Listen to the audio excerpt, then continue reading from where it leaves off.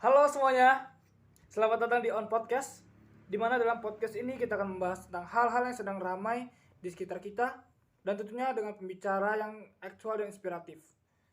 Now be on your discuss. Let's start.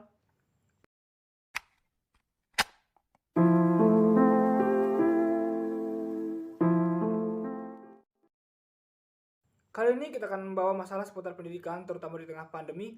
Kita dihadapkan dengan berbagai kendala dalam pembelajaran, salah satunya terbatas tatap muka. Sehingga peserta didik dan guru melaksanakan kegiatan pembelajaran melalui platform yang sudah ada seperti Zoom dan sebagainya. Ya, di sini saya sudah bersama satu pembicara. Silakan perkenalan, Kak.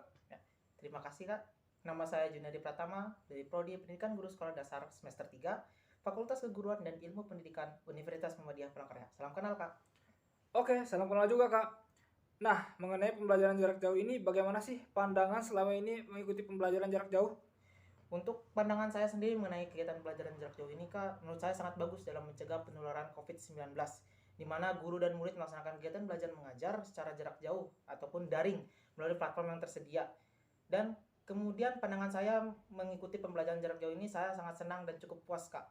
Di mana walaupun tidak berinteraksi secara langsung, tapi saya dapat melakukan pembelajaran secara maksimal melalui platform yang tersedia. Seperti itu Kak. Oke, jawabannya cukup menarik. Nah, kemudian bagaimana sih proses pembelajarannya itu?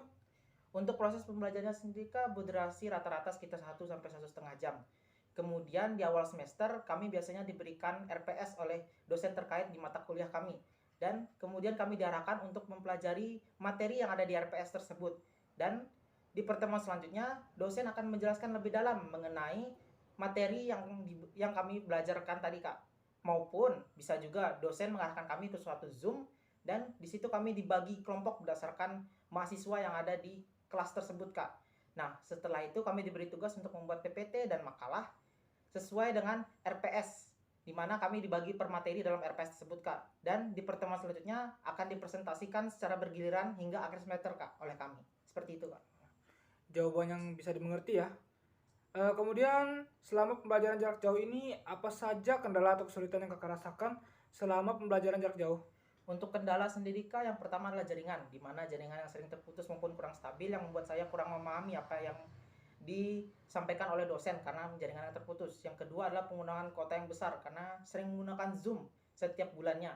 Dan yang terakhir adalah saya sering terkena efek Zoom fatigue, di mana itu adalah efek kelelahan fisik dan mental yang membuat saya sering merasa tertekan saat melakukan pertemuan online karena kecapean. Itu dari saya Kak. Lalu bagaimana cara kakak mengatasi semua itu, terutama bagian Zoom fatigue yang kakak alami, dan dari dosen sendiri apakah ada yang perhatikan mengenai hal ini? Nah, untuk cara mengatasinya sendiri Kak, yang pertama jaringan. Di mana 30 menit maupun 1 jam sebelum mulai perkuliahan, saya akan mencari tempat yang memadai jaringannya Kak. Dan kemudian saya juga bisa menumpang wifi tetangga sementara untuk melaksanakan perkuliahan.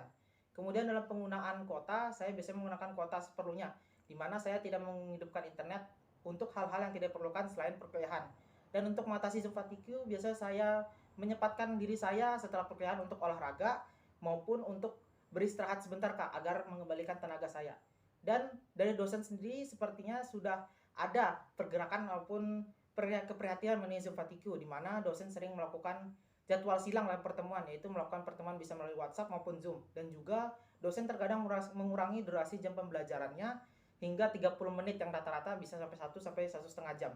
Begitu Kak. Wah, penjelasan yang cukup detail dari Kak Juniardi ya. Ini bisa menjadi solusi bagi kita untuk mengurangi kendala maupun kesulitan kita selama pembelajaran. Nah, sebelum kita mengakhiri podcast, bisa kakak berikan sedikit motivasi maupun kata penyemangat buat pelajar maupun mahasiswa di luar sana agar selalu on fire atau bersemangat dalam menjalani pembelajaran, terutama pembelajaran jarak jauh ini. Baiklah. Pesan saya adalah untuk tetap semangat dalam menjalani perkuliahan maupun pembelajaran dan istirahatlah, jangan memaksakan diri karena memaksakan diri itu sangat buruk bagi kita. Demikian dari saya Kak. Oke, terima kasih kakak atas motivasi serta pembahasan mengenai pembelajaran jarak jauh yang telah dibahas ya. Sekian dari kami on podcast, be on your discuss and see you.